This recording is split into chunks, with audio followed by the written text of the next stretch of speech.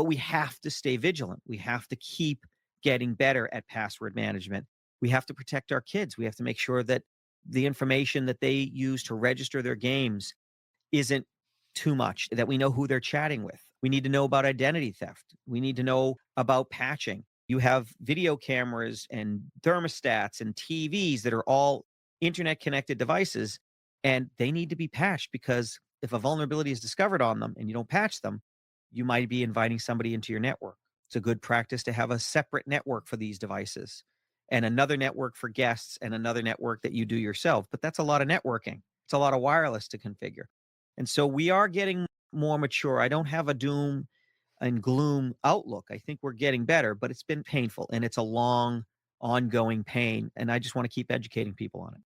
Welcome to the Innovation and Compliance Podcast, part of the Compliance Podcast Network. Join us every week as we talk with industry innovators who are making compliance to help business run more efficiently and, at the end of the day, more profitably.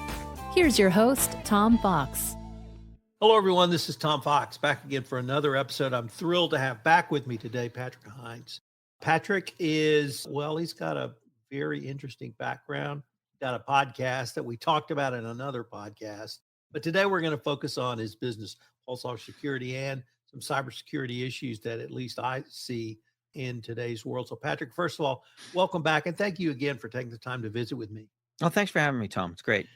Could you remind our audience of your professional background and your current role? Sure. I attended the military academy at West Point, graduated in 88, served as an infantry officer, fought in the first Gulf War, got out into the reserves, made it to captain. And while I was in the reserves, I was in technology. I had been a programmer from high school days. And the Army and my military experience forced me to look at security in all things. And so in 94, I started a company. In 96, I actually incorporated the company. Today, that company would be known by Pulsar Security, and I'm the CEO. And what's the business of Pulsar Security? So organizations, large organizations, especially billion-dollar companies, governments, have traditionally known that you have to attack yourself to know what's real and what's not. What's fantasy? Oh, this will stop them, versus what would really stop somebody who knows what they're doing, is trying to break in. Physical security has had this kind of ethic and way of thinking for decades. We've always thought about, in order to test a door, you actually test the door. You get somebody who can try to break in. If you want to test a safe, you get a safe cracker. But now it's starting to become more mainstream, as even smaller companies and smaller organizations, even individuals, are starting to get attacked. So for these large organizations, we provide what's called penetration testing or red team services. We'll attack them on a regular basis, sometimes on a continuous basis, to see where their vulnerabilities are, because you can't see your own vulnerabilities most of the time. You don't proofread your own papers normally, because you won't see your errors because they're yours. Same thing is true in technology configuration and assumptions and things like that. So we're basically hackers for hire, a red team, and we enjoy doing it. It's very much a fun job to have. So in the compliance world, we might call that a risk assessment, where you actually go and assess the risk. But that's only step one, or at least a step. From the step of risk assessment, then you have to figure out what I would call a risk management strategy.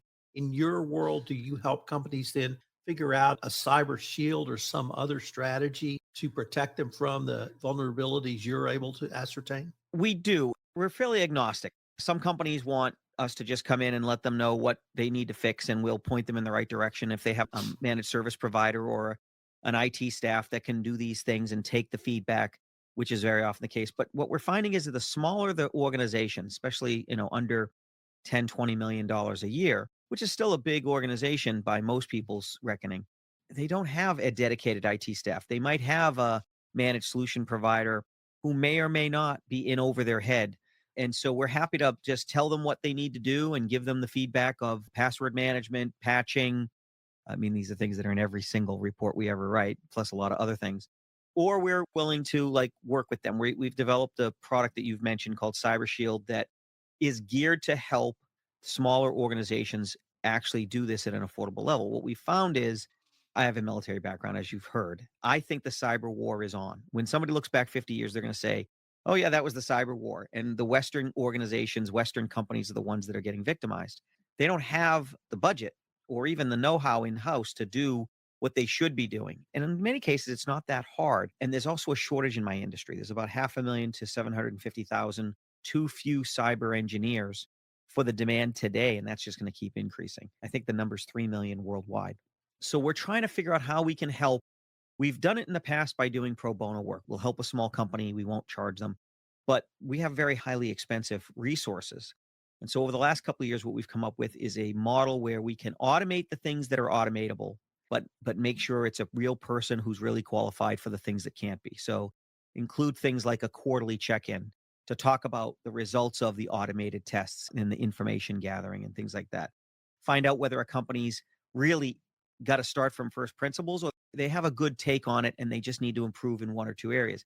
Because security is a journey and compliance is a journey and risks is something that we're going to face forever.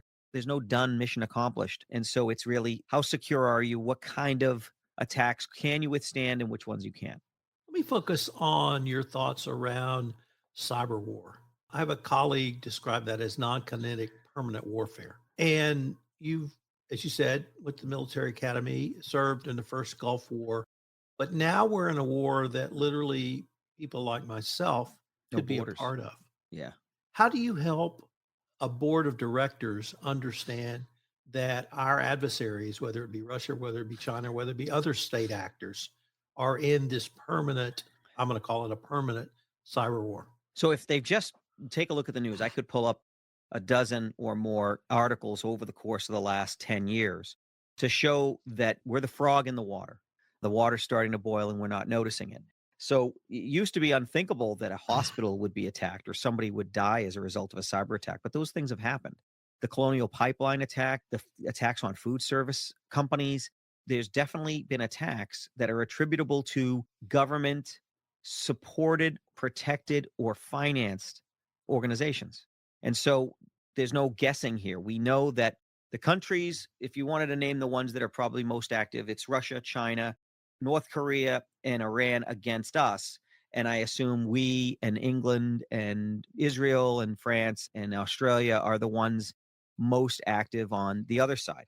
But you hear the news about those protagonists because when you have a dictatorship, there's no reason to hold on to things for later. Posterity doesn't matter. You want to ensure that you're in power. You want the win on your watch. And so what we've seen over and over again is weapons and techniques that we would certainly keep secret and keep to ourselves. We've seen the NSA a couple of times get caught with their hand, not in the cookie jar, but with a bundle of really devastating attacks that they never shared, and they got leaked.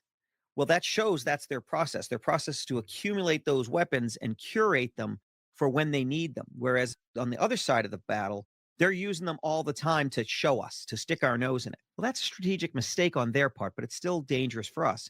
It's a strategic mistake because you don't use your best weapons until the war breaks out because you don't want the enemy to adapt. But they're already doing things like ransomware and evolving ransomware. There's just many techniques they're throwing out there. And they're starting to, about probably more than 10 years ago, we started seeing countries like Russia allowing hackers like the Conti Group, a ransomware gang, operate within their borders as long as they didn't attack Russian systems. As long as they didn't attack Russian systems, they were fine. And we saw in the code of some of these that if the person had a Cyrillic alphabet on their keyboard, it didn't go off. It didn't neutralize itself. So this is actively working together. And in this way, they can get everyone in the world who they don't like attacked and weakened, and they can protect themselves. Well, that's kind of backfiring now because what we're finding is Western companies, as bad as it is, are much better at this than Russian and Chinese companies at protecting themselves. Why? Because they haven't been getting attacked, and we have. That which doesn't kill us makes us stronger. So that's the good news. You and I talking about this is the good news because we've been forced to adapt to it and to be better at it. I don't believe there's any qualified hacker in the employ or in the reach of any of those powers that I talked about, China, Russia, North Korea, or Iran, that's waiting for orders. They're out sowing chaos, getting everything they can, because over time they've been a little more aggressive, a little more aggressive, a little more aggressive, and they've never been beaten down by their hosts. So I think that we are in the middle of it. I think we do need to do everything we can to protect against it.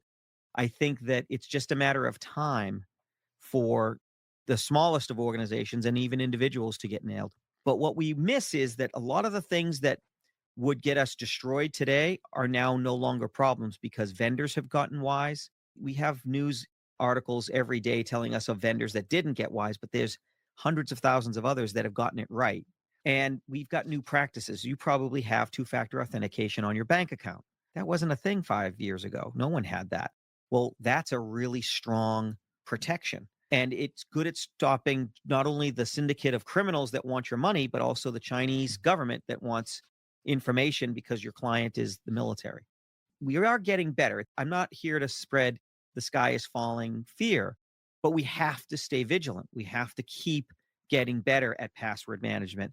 We have to protect our kids. We have to make sure that the information that they use to register their games isn't too much, that we know who they're chatting with. We need to know about identity theft. We need to know about patching. You have video cameras and thermostats and TVs that are all internet connected devices, and they need to be patched because if a vulnerability is discovered on them and you don't patch them, you might be inviting somebody into your network. It's a good practice to have a separate network for these devices and another network for guests and another network that you do yourself. But that's a lot of networking. It's a lot of wireless to configure. And so we are getting more mature. I don't have a doom and gloom outlook. I think we're getting better, but it's been painful and it's a long, ongoing pain. And I just want to keep educating people on it. You and I are in the private sector. What do you see as the role of the government in this process? Is it guidance? Is it setting regulations? Is it enforcing laws? How do you see the government's role That's, in this cyber war? that's an excellent question. So, I keep picking on Russia and China. I probably should never go there again. But but in Russia and China, there really is no choice. Private and enterprise, if the government wants in your network, they're in your network. We have the freedom of choice. And most of the people I know would rather run their own networks badly than have the government in their network. It's just the American way. And so, because of that ethos mentality or just the way things have developed, the government for a while was just hands off, just stay out of the way and guard government and state systems, and that's it. But that's no longer tenable. And now we have CISA, and they are very good at keeping us abreast of the problems that are happening. They have free resources that are available. We have NIST, who's been around for a lot longer, the National Institute of Standards and Technology. They're recommending technologies such as quantum resistant encryption and things that we should do. So I think your indication that should they be in the advising and providing resources, that's where we've settled into. And so therefore, because of the internet, you can get anything you want. Problem most business owners have is it's a matter of allocating time. If you allocated a half an hour a week to getting smart on cybersecurity and then doing something about it in that half hour, you'd probably find out about password managers and you'd adopt one. You'd probably find out about how important inventory is and you'd do it. You'd probably find out how important patching is and you'd do it.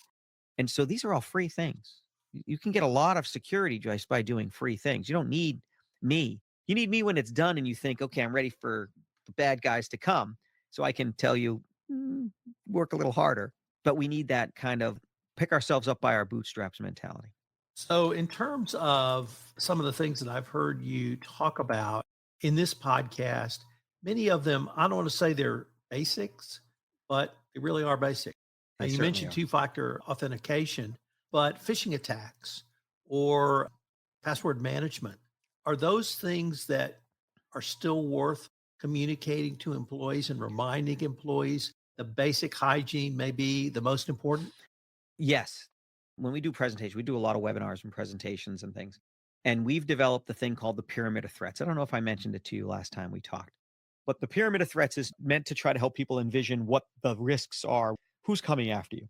And if you looked at your logs on your servers, on your firewalls, at your home, on your Comcast or Xfinity or whoever your internet provider is, you'd probably find thousands of attacks against your system a day. I would be shocked if it was less than thousands.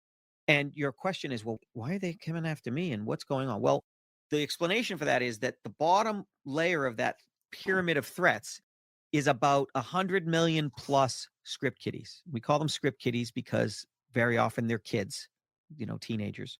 They found a script on the internet. They probably got infected when they found it and had problems, but they got a script that's usable to exploit a remote system using something that was patched a year ago, 8 months ago, 5 years ago. And all they're doing is trying it against every system on the internet.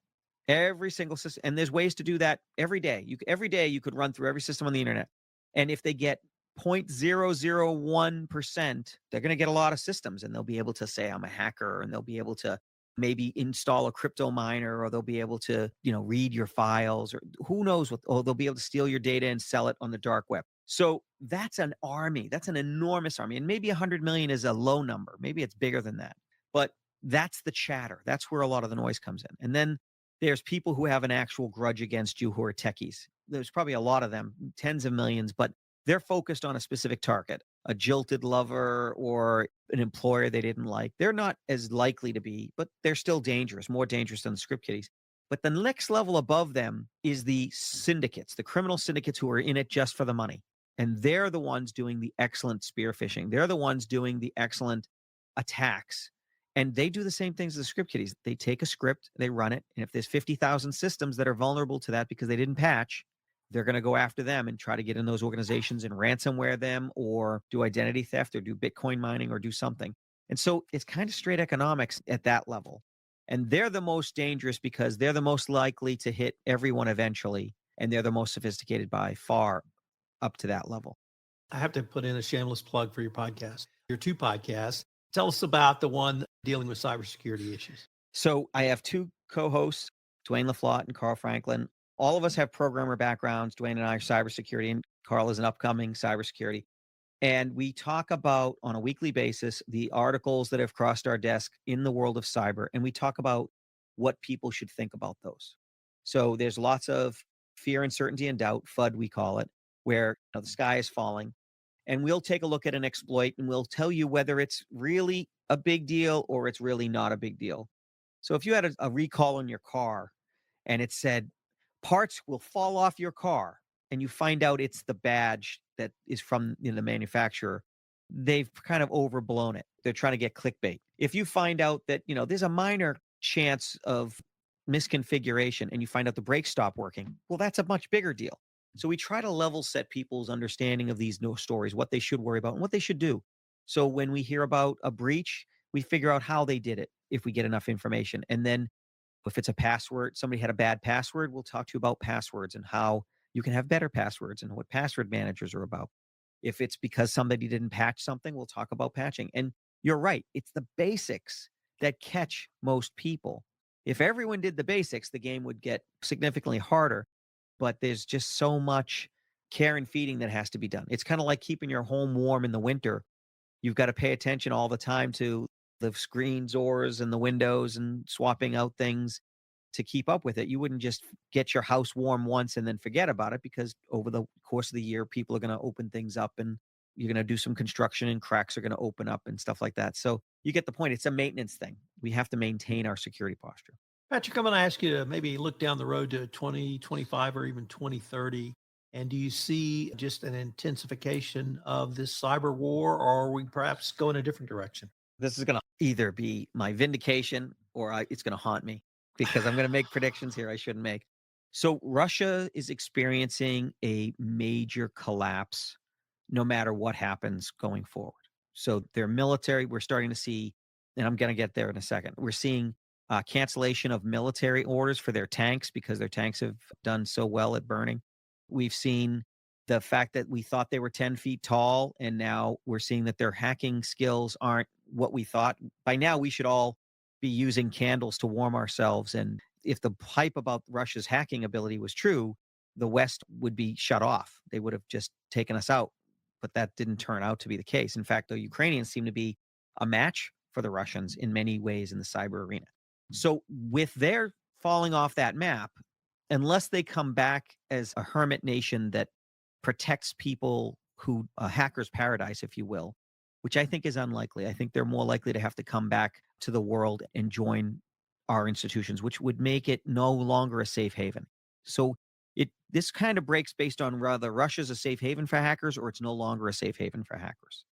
If it's no longer a safe haven, then I think there's still going to be lots of bad actors, lots of people who are going to play, but I think it'll shift to different countries. I think we'll see it in countries that are not as malign towards the West, but are more about they have theirs, we want ours. And maybe they're more laissez-faire about it. but I don't think they'll be as sophisticated. I don't think it'll be as bad, but it will keep getting more sophisticated.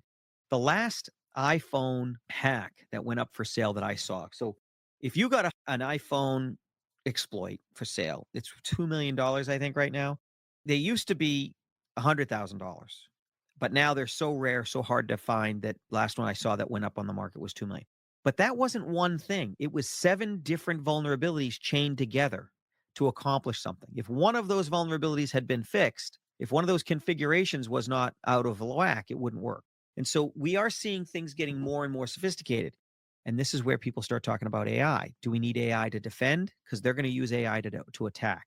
Do we need better dashboards? Do you need better visibility? Do you need constant pressure on your network to make sure that the hackers can't get in, because they could hit every system on the world every day? So I think with Russia coming off the board, that's the bright spot. That's the good news.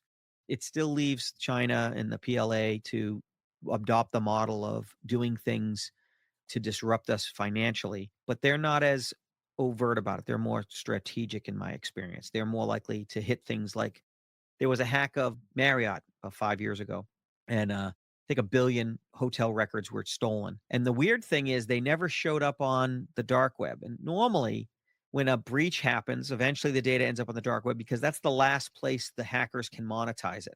First, they monetize it by using it themselves. They harvest what they can. They use that data while it's fresh. They target people. They do phishing from it. And then eventually the data is not worth that much, so they sell it on the dark web for short money. It never showed up for sale, which has kind of fed some suspicions that it was done by the government of China so that they could help find foreign agents and where they're staying and how they're traveling. They're more in it for the spycraft thing, whereas the Russians were trying to just disrupt and hurt us as opposed to accomplish a specific goal. Most of the ransomware gangs were out of Russia, not out of China. Doesn't mean they won't use it. Doesn't mean China doesn't use ransomware and things like that, but it's more of a cat and mouse game. So I do think it'll get more sophisticated. Unfortunately, I don't think people can forget about cybersecurity. That's never going to happen. It's kind of like not thinking about a media campaign. Companies don't have that luxury because the cat's out of the bag. Patrick, unfortunately, we are near the end of our time for this episode, but before we leave, I wanted to ask you if our listeners wanted any more information on yourself, on Pulsar, or really any of the topics we've touched on, what would be the best place or places for them to go?